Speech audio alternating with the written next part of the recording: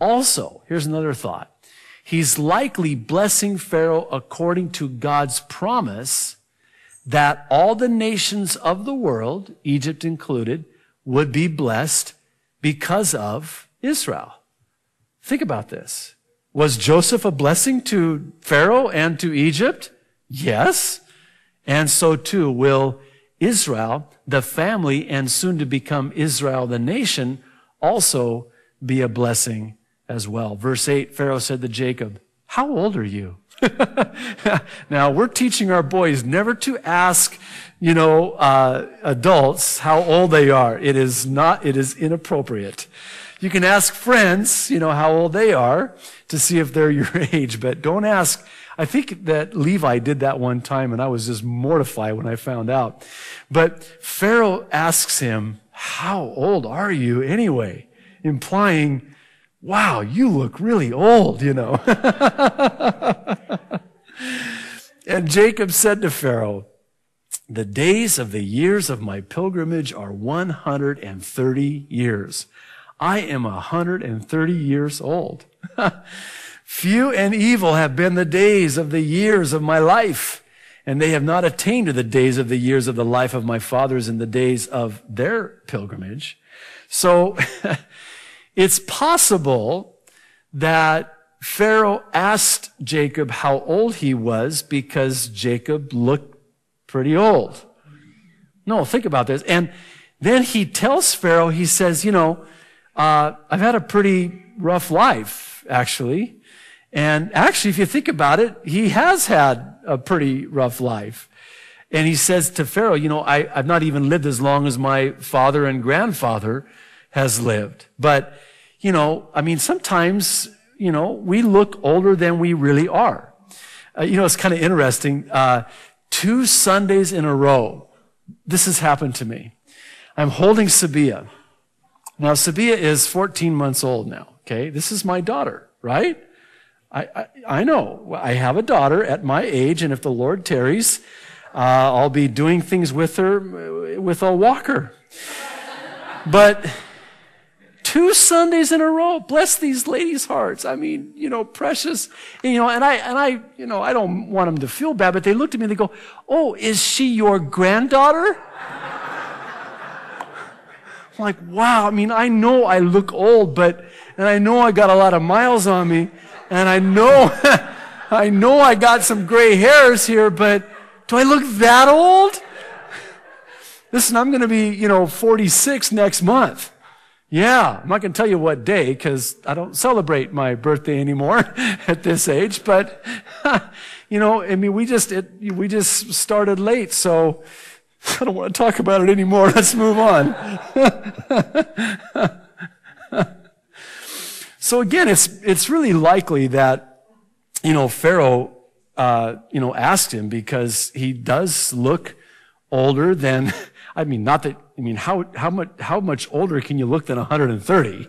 130 is pretty old, but if you really think about it, he has had a pretty rough life, and it started in the womb.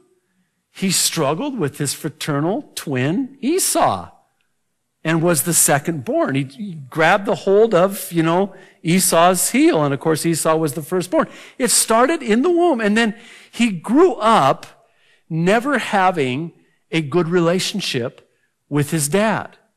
I know we talk a lot about, I grew up in a dysfunctional home.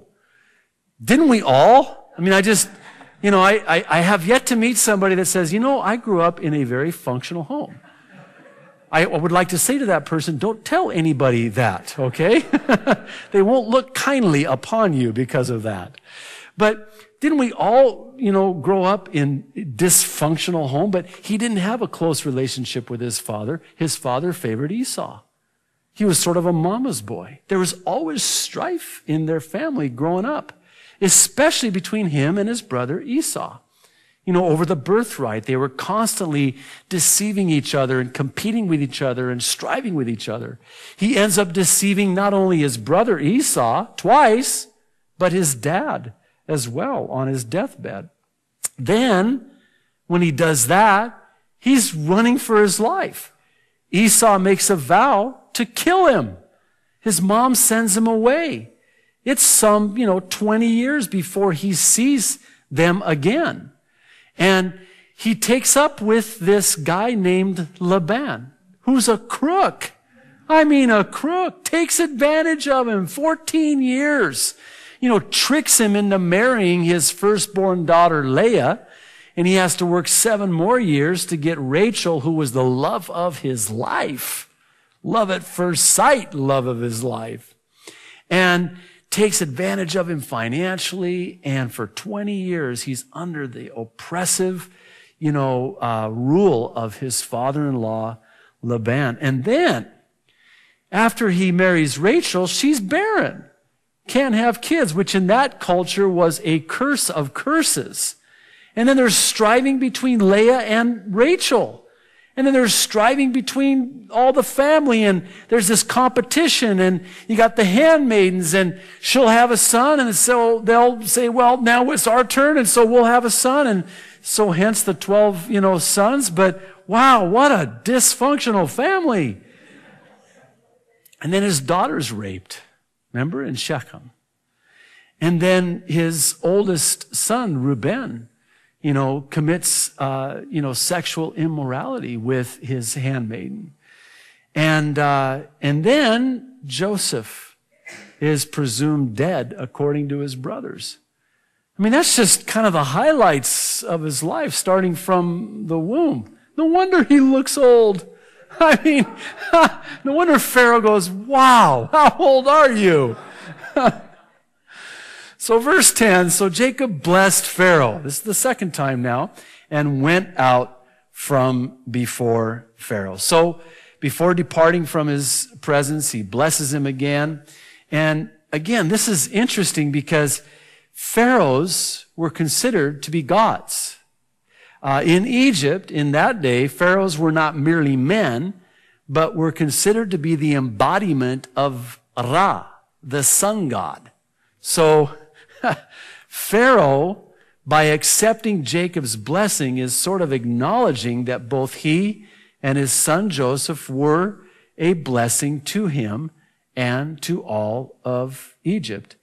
It's been said that some people are a blessing wherever they go. Some people are a blessing whenever they go.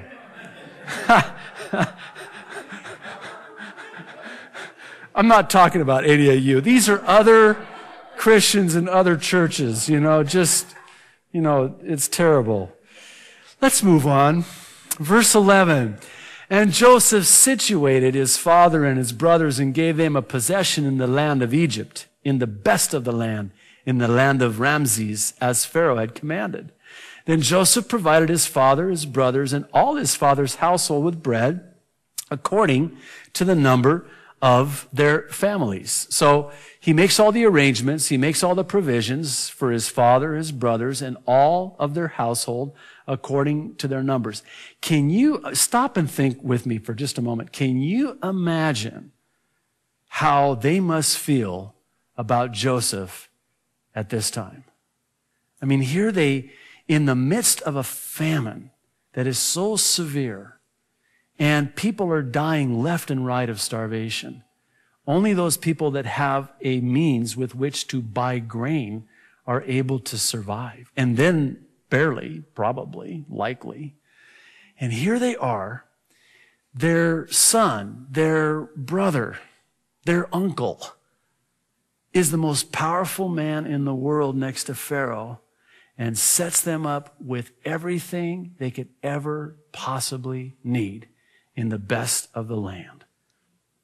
This is just remarkable. This is just absolutely astonishing to me. Charles Spurgeon says, thus our elder brother Jesus, who is Lord over the earth, the whole earth, for the good of his church, takes care to nourish all his father's household according to their families. Be pleased, O Jesus, to let this family share in thy great love. I think there's a lesson here. There's a truth here. God will always provide. In the midst of a famine, in the midst of that trial, he will never not provide. That's just not who he is. That's not how he is.